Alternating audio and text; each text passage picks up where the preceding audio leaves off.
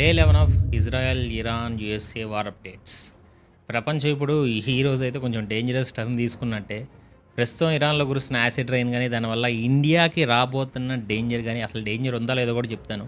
And petrol కోసం లాక్‌డౌన్‌లోకి వెళ్ళిపోయిన పాకిస్తాన్, ఇండియాకి కూడా ఇలాంటి సిచ్యువేషన్ రావచ్చేమో, దాని గురించి మాట్లాడదాం. అండ్ ఇండియాలో గ్యాస్ సిలిండర్స్ కోసం పెరుగుతున్న క్యూ లైన్స్ ఇవన్నీ ఒక ఎత్తైతే, అమెరికా వేస్తున్న ఒక సీక్రెట్ స్కెచ్ గురించి మాట్లాడాలి. అండ్ ట్రంప్ ఎందుకు రోజుకో మాట మాట్లాడుతున్నాడు ఇరాన్ వార్ మీద, అవన్నీ కూడా ఇప్పటివరకు మాట్లాడిన మాటలన్నీ డీకోడ్ చేసి ఎంత ఎర్రిపప్పులా మాట్లాడుతున్నాడో మాట్లాడుకుందాం. అండ్ రష్యన్ ప్రెసిడెంట్ పుతిన్ సడన్గా ఇరాన్ వెనకాల సపోర్ట్ ఇచ్చారు, దీని గురించి మాట్లాడదాం. వీటన్నిటికీ మించి ఇరాన్లోని అండర్ గ్రౌండ్ టన్నల్స్లో ఉన్న ఆ 200 కేజీస్ యురేనియంని పట్టుకోవడానికి అమెరికా తన మోస్ట్ డేంజరస్ డెల్టా ఫోర్స్ని రంగంలోకి దించుతుందని CNN రిపోర్ట్ ఇస్తుంది, దాని గురించి మాట్లాడదాం. అండ్ ఇంటర్నెట్ వాడకుండా ఇరాన్ పంపిన ఒక సీక్రెట్ రేడియో మెసేజ్ అండ్ దానివల్ల యాక్టివ్ అవుతున్న స్లీపర్ సెల్స్ గురించి మాట్లాడదాం. ఈ వీడియోలో ఈరోజు అప్డేట్స్ చాలా ఉన్నాయి. నిన్న వీడియోలో మనం ఇరాన్లో కురుస్తున్న యాసిడ్ రైన్ గురించి అండ్ ఆయిల్ డిపోస్ మీద జరిగిన బాంబు దాడుల వల్ల పుట్టిన టాక్సిక్ క్లౌడ్స్ గురించి మాట్లాడుకున్నాం కదా. అండ్ టెహరాన్ సిటీలో ఈ బ్లాక్ కలర్ ఆయిల్ వల్ల వాన కురవడం, రోడ్ల మీద పక్కనే ఉన్న డ్రైనేజెస్లో కూడా ఆయిల్ వల్ల మంటలు రావడం లాంటి భయంకరమైన సీన్స్, విజువల్స్ నిన్న వీడియోస్లో చూసాం. అయితే ఇప్పుడు క్వశ్చన్ ఏంటంటే, ఆ టాక్సిక్ క్లౌడ్స్, ఆ యాసిడ్ రెయిన్ ఇండియా వైపు వస్తున్నాయా? మనకు యాసిడ్ రెయిన్స్ ఒప్పు ఉందా అని ఫస్ట్ దీని గురించే క్లారిటీ ఇద్దాం. దీని గురించి ఆల్రెడీ ఆర్టికల్స్ వస్తున్నాయి. మన ఇండియన్ మెట్రలాజికల్ డిపార్ట్మెంట్ ఒక స్పెషల్ టీమ్ వేసి ఈ విండ్ ప్యాటర్న్స్ని సెకండ్కి మానిటర్ చేస్తున్నారు. అఫీషియల్గా వాళ్ళైతే బయటికి పెద్దగా స్టేట్మెంట్స్ ఇవ్వకపోయినా వాళ్ళ ఇంటర్నల్ రిపోర్ట్స్ ప్రకారం ప్రెజెంట్ మన ఇండియా చాలా సేఫ్గా ఉంది. అయితే ఈ క్లౌడ్స్ పాసింగ్ అవ్వడం వల్ల ఎఫెక్ట్ అయ్యే రీజియన్స్ ఏమైనా ఉన్నాయా అంటే టుర్కమిస్తాన్ ఉంది, Afghanistan, China, south east Asian countries కూడా ఎఫెక్ట్ అవుతాయంట.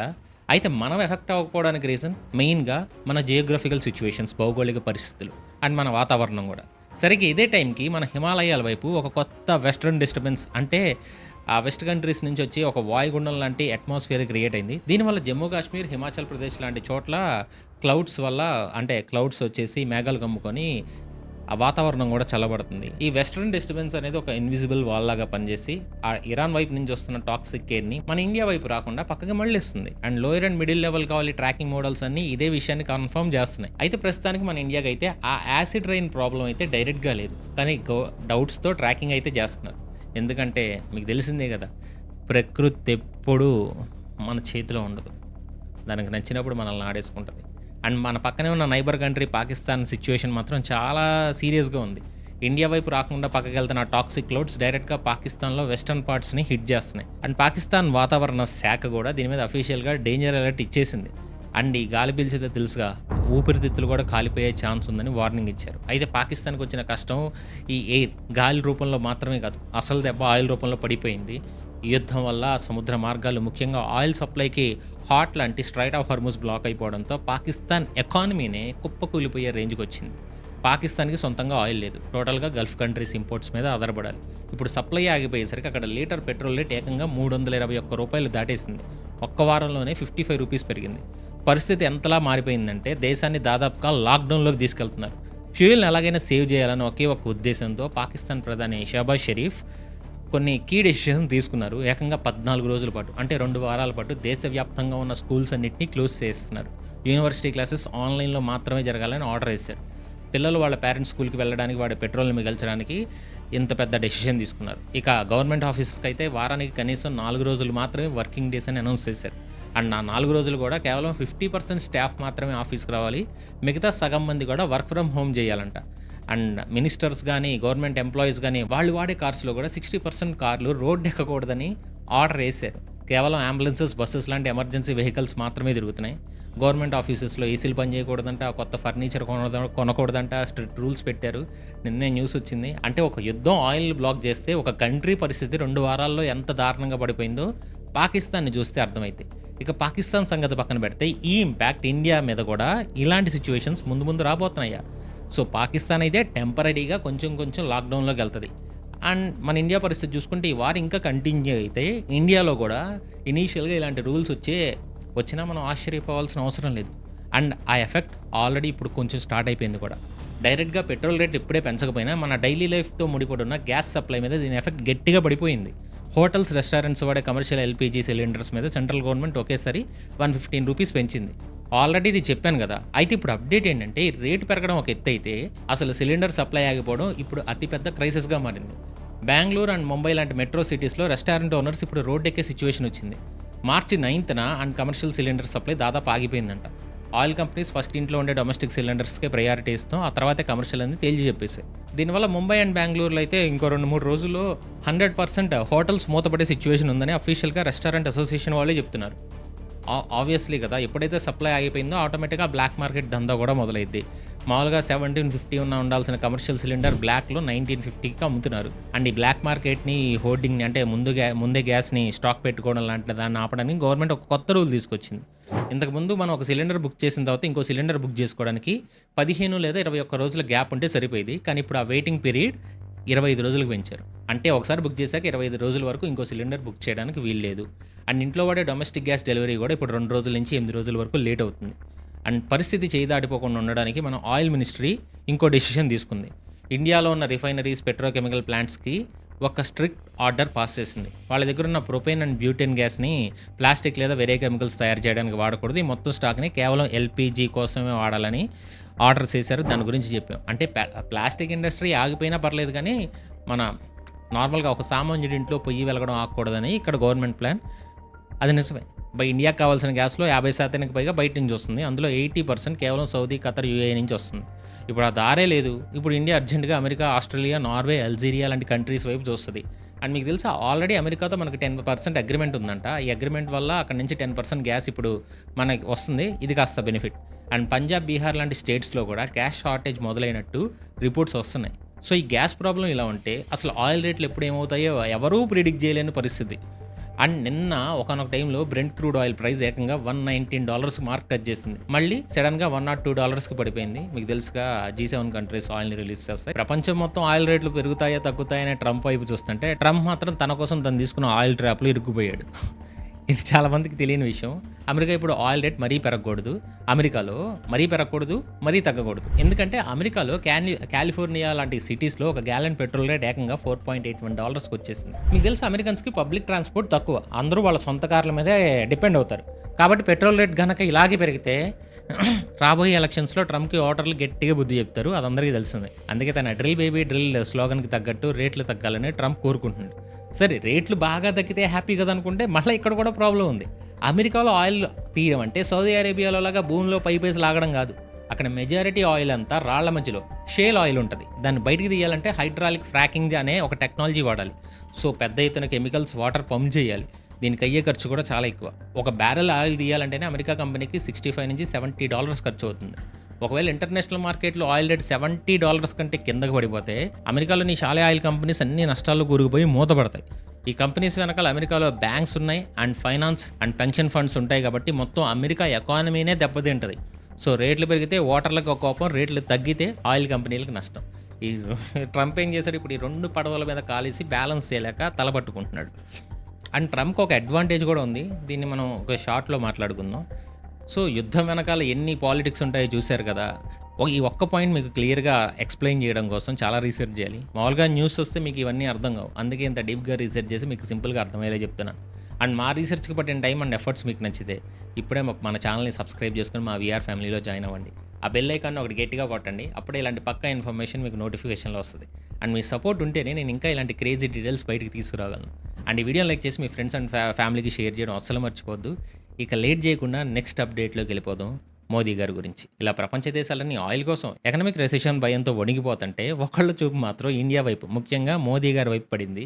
యూఏఈలో ఇండియాలో ఉన్న ఫస్ట్ అంబాసిడర్ హుస్సేన్ హసన్ మీర్జా గారు ఇచ్చిన ఒక స్టేట్మెంట్ ఇప్పుడు గ్లోబల్ మీడియాలో హాట్ టాపిక్ అయింది. ఆయన ఏమన్నారంటే, మోదీ గారు కేవలం ఒక ఫోన్ కాల్ చేసి ఇరాన్ అండ్ ఇజ్రాయెల్ లీడర్తో మాట్లాడితే యుద్ధం ఇక్కడితో ఆగిపోద్ది అని చాలా కాన్ఫిడెంట్గా చెప్తున్నారు.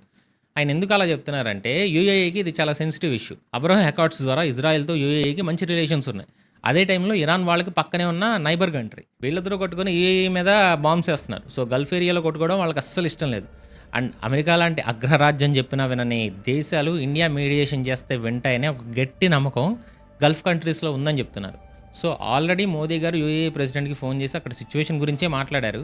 అండ్ మన ఫారెన్ మినిస్టర్ జయశంకర్ గారు కూడా ఈ గొడవలు ఆపి డిప్లొమాటిక్గా మాట్లాడుకోవాలని క్లియర్గా చెప్పారు. బట్ నేనైతే ఇప్పుడు ఇజ్రాయెల్ కానీ, యూఎస్ కానీ, ఇరాన్ కానీ వినే సిచ్యువేషన్లో ఉందని నేను అనుకోవట్లా. Well and good. ఒకవేళ ఏం నమ్మకం నిజమైతే మంచిదే. కానీ చూద్దాం. ఇలాంటి టైంలోనే నిన్న అమెరికా ఇంటెలిజెన్స్ ఒక షాకింగ్ రేడియో ఫ్రీక్వెన్సీని ఇంటర్సెప్ట్ చేసింది. ఇరాన్లో ఒక పాత సుప్రీం లీడర్ ఖమేనీ చనిపోయిన వెంటనే ఒక ఎన్క్రిప్టెడ్ మెసేజ్ ప్రపంచవ్యాప్తంగా రిలీజ్ అయిందంట. ఇది ఇంటర్నెట్లోనో మొబైల్ నెట్వర్క్లోనో రాలేదు. ఎవరూ ట్రేస్ చేయలేని ఒక స్పెషల్ రేడియో ఫ్రీక్వెన్సీ ద్వారా వచ్చింది. ఆ మెసేజ్ ఎవరికి వెళ్ళిందంటే వెస్ట్రన్ కంట్రీస్లో, ముఖ్యంగా అమెరికా అండ్ యూరోప్లో నార్మల్ సిటిజన్స్లా కలిసిపోయి దాక్కున్న ఇరాన్ స్లీపర్ సెల్స్కి ఈ మెసేజ్ అనేది వాళ్ళకి యాక్టివేట్ చేయడానికి ఒక ఇచ్చిన ట్రిగ్గర్ అని అమెరికా అఫీషియల్స్ చెప్తున్నారు. అంటే యుద్ధ భూమిలో కొట్టుకోవడం కాదు, శత్రువుల దేశం లోపలే ఉంటూ దాడులు చేయడానికి ఇరాన్ తన స్లీపర్ సెల్ ఏజెంట్స్ని నిద్రలేపుతుంది. సో ఈ అలర్ట్తో అమెరికాలో ఉన్న అన్ని లా ఎన్ఫోర్స్మెంట్ ఏజెన్సీస్ హై అలర్ట్లోకి వెళ్ళిపోయాయి. అసలు ఆ రేడియో సిగ్నల్లో ఏముంది, ఇరాన్ ఏజెంట్స్ ఎవరిని టార్గెట్ చేయబోతున్నారు అనేది ఇప్పుడు ఒక పెద్ద మిస్టరీగా మారింది. అండ్ ఇదంతా ఒక ఎత్తు అయితే అసలు అమెరికన్ ప్రెసిడెంట్ డొనాల్డ్ ట్రంప్ మైండ్లో ఏం నడుస్తుందో, ఆయన ఏం మాట్లాడుతున్నాడో ఎవరికి అర్థం కావట్లేదు మామ. చాలా క్రిప్టిక్ స్టేట్మెంట్స్ ఇస్తున్నాడు రోజుకొకటి చెప్పున. ఆయన ఇచ్చే స్టేట్మెంట్స్ చూస్తుంటే అసలు అమెరికా ఒక క్లియర్ స్ట్రాటజీ ఉందో లేదో కూడా అన్న డౌట్ అయితే ఖచ్చితంగా అందరికీ వస్తుంది. ఎందుకో ఒక లాజిక్ చెప్తా నేను. ఒకరోజు పొద్దున్నే అమెరికన్ మీడియాతో మాట్లాడితే ఏమంటాడంటే, ఈ ఇరాన్ యుద్ధం అనేది ఒక షార్ట్ ఎక్స్కర్షన్ లాంటిది, అంటే ఒక చిన్న విహారయాత్ర లాంటిది. అదంతా ఆల్మోస్ట్ అయిపోయింది. ఇరాన్ దగ్గర ఇప్పుడు నేవీ లేదు, ఎయిర్ ఫోర్స్ లేదు, కమ్యూనికేషన్ లేదు, అన్నీ లేపేసాం, మనం గెలిచేసాం అంటాడు. చాలా క్యాజువల్గా చెప్తాడు. అండ్ స్టాక్ మార్కెట్లో ఉన్న వాళ్ళు అమ్మయ్య యుద్ధం అయిపోయిందిరా బాబు అని ఊపిరి పీల్చుకుని కొంచెం మార్కెట్ రికవర్ అయ్యేలోపే సాయంత్రం ఒక రిపబ్లికన్ మీటింగ్లో డయాస్ ఎక్కి, ఇంకా మనం పూర్తిగా గెలవలేదు, వాళ్ళు దారుణంగా ఓడించేదాకా యుద్ధం ఆగదు అని బాంబు పేలుస్తాడు. అక్కడతో ఆగుతాడా? తన సొంత సోషల్ మీడియా ప్లాట్ఫామ్ అయిన ట్రూత్ సోషల్లో ఇంకో పోస్ట్ పెడతాడు. ఇరాన్ కనుక ఈ స్ట్రైట్ ఆఫ్ హర్ముజ్లో ఆయిల్ సప్లైని ఆపాలని చూస్తే ఇప్పటిదాకా వాళ్ళను కొట్టిన దానికి 20 రెట్లు గట్టిగా కొడతాం. డెత్ అండ్ ఫ్యూరీ, అంటే మరణం అగ్ని కురుస్తాయి, అసలు ఇరాన్ అనే దేశం మళ్ళీ కోలుకోలేని విధంగా చేస్తామని అంటాడు. నిన్న ట్రూత్ సోషల్లో పెట్టాడు. ఈ రేంజ్లో వార్నింగ్ ఇస్తాడు. ఒక పక్క ఏమో దేశం ఆల్మోస్ట్ కంప్లీట్ అంటాడు, ఇంకో పక్క ఏమో వాళ్ళ నామరూపాలు లేకుండా చేస్తా అంటాడు. అండ్ 3-4 వారాల్లో అంతా సెట్ అయిపోతుంది అని చెప్పిన నోటితోనే పెంటగాన్ అఫీషియల్స్తో ఇప్పుడే కదా యుద్ధం మొదలైంది అనిపిస్తాడు. నిన్న ఇంకో స్టేట్మెంట్ కూడా ఇచ్చారు, వార్ తొందరగా క్లోజ్ అవుతుందని. సో ఆది సినిమా ఏదంటే, ఆది సినిమాలో ఒక మీమ్ ఉంటుంది, ఎల్బి శ్రీరామ్ గారు అంటారు, వాడు ఏం చెప్తున్నాడు అర్థమైతే యాక్షనో తీసుకోవచ్చు అని చెప్పి. సో రోజుకు ఒక రకంగా మాట్లాడుతుంటే ఈ స్టాక్ మార్కెట్స్ అయినా ఎటు వెళ్తాయి చెప్పండి. సో ఇది పక్కన పెడితే ఇరాన్ నామరూపాలు లేకుండా చేస్తూ ఉన్నారు కదా. దీంతో ఇరాన్ ఆర్మీ కూడా Islamic revolutionary guards Corp IRGC కూడా ఏమాత్రం తగ్గకుండా ట్రంప్కి డైరెక్ట్ కౌంటర్ ఇచ్చింది. నువ్వు ఎప్పుడు పడితే అప్పుడు గెలిచాను అనుకోవడానికి ఇదేమీ గేమ్ కాదు నాయన, యుద్ధం ఎప్పుడు ముగించాలో డిసైడ్ చేసేది అమెరికా కాదు, మేమే డిసైడ్ చేస్తాం, మా ప్రాంతం ఇప్పుడు మా కంట్రోల్లోనే ఉంది, ఒకవేళ మీరు దాడులు ఆపకపోతే మాత్రం గల్ఫ్ నుంచి 1 లీటర్ ఆయిల్ కూడా బయటికి దాటనివ్వం అని వార్నింగ్ ఇచ్చింది ఫ్రెష్గా. సో ఇరాన్ ఎంత ధైర్యంగా అమెరికా లాంటి సూపర్ పవర్ని ఎదురిస్తుందంటే దానికి కూడా కొన్ని కారణాలు ఉన్నాయి. అందులో ఒక కారణం రష్యన్ ప్రెసిడెంట్ వ్లాదిమిర్ పుతిన్. ఈయన ఎంట్రీ ఇచ్చారు. అండ్ ఇరాన్ పాత సుప్రీం లీడర్ ఖమేనీ చనిపోగానే ఆ ప్లేస్లోకి వచ్చిన ఆయన కొడుకు మోస్తబా ఖమేనీని కొత్త లీడర్గా వచ్చాడు. ట్రంప్ ఏమో వాడు ఒక లైట్ వెయిటెడ్ హెడ్ లీడర్షిప్ని ఎలక్ట్ చేసే ప్రాసెస్లో వెనిజులాలో లాగా నేను కూడా ఉండాలని డిమాండ్ చేశాడు. కానీ పుతిన్ మాత్రం ఎవరు ఊహించని విధంగా ఈ కొత్త 56 ఏళ్ల లీడర్కి తన అన్వేవరింగ్ సపోర్ట్ ప్రకటించాడు. రష్యా ఎప్పుడు ఇరాన్కి ఎప్పుడు ఒక నమ్మకమైన ఫ్రెండ్ లాగే ఉంటుంది, అమెరికా దాడులను మేము ఖండిస్తున్నాం అని చెప్పాను, ఓపెన్గానే సపోర్ట్ చేశాడు. నిన్న మాటల వరకు అయితే పర్లేదు, కానీ వాషింగ్టన్లో పోస్ట్ లాంటి మీడియా ఏజెన్సీస్ బయటపెట్టిన రిపోర్ట్స్ ప్రకారం రష్యన్ ఇంటెలిజెన్స్ ఏజెన్సీస్ ఇప్పుడు ఇరాన్కి సీక్రెట్గా డేటా ఇస్తున్నాయి. అది ఆల్రెడీ మనం డిస్కస్ చేసాం. కానీ ఇక్కడ అసలు ట్విస్ట్ ఏంటంటే ఈ ఆయిల్ ట్రాప్లో ట్రంప్ తన కోతిని తనే తవ్వుకొని అందులో పడిపోయాడు. దానికి రీజన్ ఇంకోటి చైనా.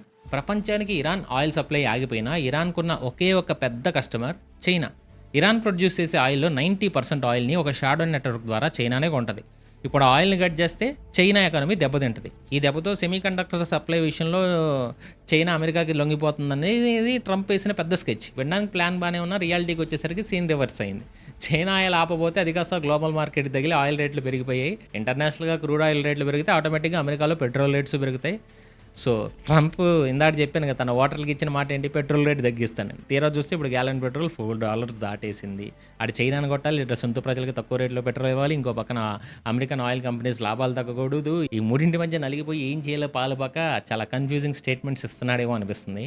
అండ్ ఇంకో దరిద్రమైన స్టేట్మెంట్ ఏంటంటే ట్రంప్ ఇచ్చింది, టోమాహాక్ స్కూల్ ఇన్సిడెంట్ మీకు తెలిసిందే కదా, చిన్నపిల్లల స్కూల్ మీద బాంబు వేసి 175 మంది దాకా చనిపోయారు చిన్నపిల్లలని. దీని మీద అమెరికా మీడియా వాళ్ళు డైరెక్ట్గా ట్రంప్ని క్వశ్చన్ చేశారు. మీరు వేసిన ఈ టోమాహాక్ మిసైల్ వల్లే కదా స్కూల్ పిల్లలు చనిపోయారని అడిగితే దానికి ట్రంప్ ఇచ్చిన ఆన్సర్ చాలా ఇల్లాజికల్గా ఉంది. దానికి ఏం చెప్పాడంటే, నేను ఆ వీడియో చూడలేదు, అయినా టోమాహాక్ మిసైల్ అనేది ప్రపంచంలో చాలా దేశాలు వాడుతున్నాయి, అసలు ఇరాన్ దగ్గర కూడా కొన్ని టోమాహాక్ మిసైల్స్ ఉన్నాయి కదని వాళ్ళే వేసుకున్నారేమో అన్నట్టుగా మాట్లాడాడు. రేపొద్దున్న మనల్ని నమ్మిచ్చేసినా మనం ఆశ్చర్యపోవాల్సిన అవసరం లేదు. ఇరానే చేసుకుందన్న స్కూల్ మీద. అంటే వాళ్ళ ప్రోపగండా అలాగే ఉంటాయి. అరే! అమెరికా డిఫెన్స్ కంపెనీ రేదియాన్ తయారు చేసే అడ్వాన్స్డ్ మిసైల్స్ ఇరాన్ దగ్గరికి ఎక్కడి నుంచి వస్తాయి? వాళ్ళ స్కూల్ మీద వాళ్ళు అంటే పూర్తిగా రూల్ ఔట్ చేయకపోయినా అసలకి నాకే నమ్మబుద్ధి కావట్లా. మీరైతే నమ్ముతారేమో మరి. ఎవరి పర్స్పెక్టివ్ వాళ్ళదిలెండి ఇందులో. సో, కనీసం లాజిక్ లేకుండా ట్రంప్ కవర్ చేసుకునే ట్రై చేశాడని అనిపించింది. ట్రంప్ ఇలా ఏది పడితే అలా మాట్లాడడం వల్ల ఈ స్టాక్ మార్కెట్లు, ఆయిల్ మార్కెట్లు పిచ్చెక్కిపోతున్నాయి. అండ్ ఈ గందరగోళం వెనక ట్రంప్ వేసిన ఇంకో పెద్ద స్కెచ్ ఉందన్న డౌట్స్ కూడా ఉన్నాయి. అదేంటంటే ఇరాన్ ఆయిల్‌ని డైరెక్ట్‌గా అమెరికా కంట్రోల్‌లోకి తీసుకోవడం.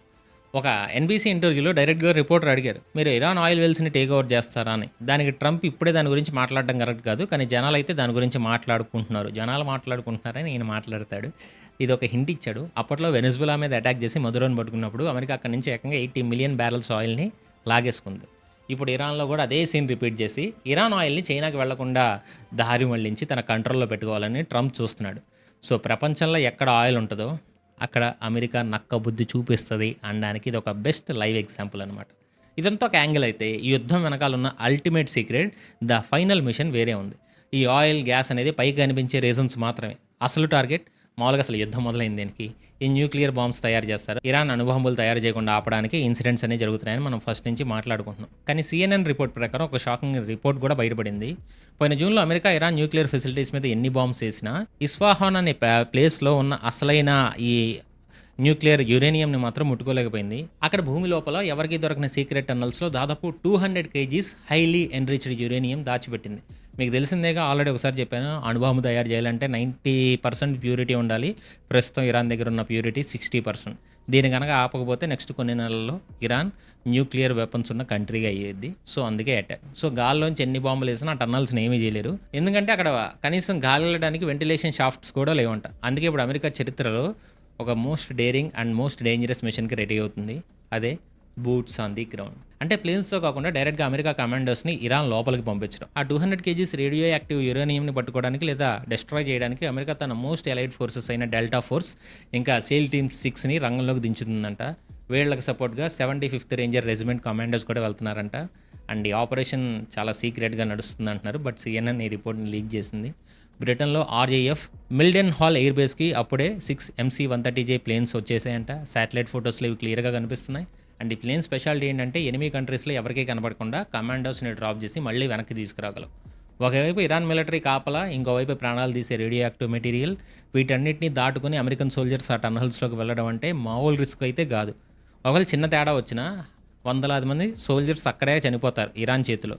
అసలు ఈ యుద్ధం ఎక్కడికి దారిస్తుందో, ఆ యురేనియంని అమెరికా చేజిక్కించుకుంటుందా లేక ఇరాన్ దాన్ని బాంబుగా మారుస్తుందా ఏమో. అసలు బూట్స్ ఆన్ ది గ్రౌండ్ వెళ్తుందా? CNN రిపోర్ట్ కరెక్టేనా? ఇవన్నీ ఇంకా చాలా డౌట్స్ ఉన్నాయి. బట్ రాబోయే రోజుల్లో ప్రపంచ చరిత్రనే మార్చేసి ఇన్సిడెంట్స్ అయితే జరగబోతున్నాయి. అండ్ ఈ వీడియో ఎక్కడ దాకా చూసారంటే కంటెంట్లో ఎంత డెప్త్ ఉందో, మా రీసెర్చ్లో ఎంత వర్త్ ఉందో మీకు అర్థమైందని అనుకుంటున్నాను. మిమ్మల్ని ఈ వీడియో చివరి వరకు దాకా కూర్చోబెట్టగలిగామంటే ఇందులోకి ఎంతో కొంత వాల్యూ మీకు యాడ్ చేసిందని మేము నమ్ముతున్నాం. ఇప్పటిదాకా ఎవరో చెప్పని nuclear mission, American commandos, ground operation details కోసం మొత్తం రీసెర్చ్ చేయాలి. మీ టైంని వేస్ట్ చేయకుండా ఇంత పక్కా డేటాని ఇచ్చాను కాబట్టి మీ నుంచి మేము కోరుకునే సపోర్ట్ ఒకటే, వీడియోని లైక్ చేయండి. ఇంకా సబ్స్క్రైబ్ చేసుకునే వాళ్ళు ఉంటే సబ్స్క్రైబ్ చేసుకుని బెల్ ఐకాన్ని ఆల్లో పెట్టుకోండి. అండ్ మీరిచ్చి ఒక్క లైక్, షేర్ నాకు నెక్స్ట్ వీడియో చేయడానికి ఒక బూస్ట్ లాగా ఉంటుంది. త్వరలోనే నెక్స్ట్ అప్డేట్తో మళ్ళీ కలుద్దాం. అప్పుడు దాకా stay tuned. This is your VR signing off.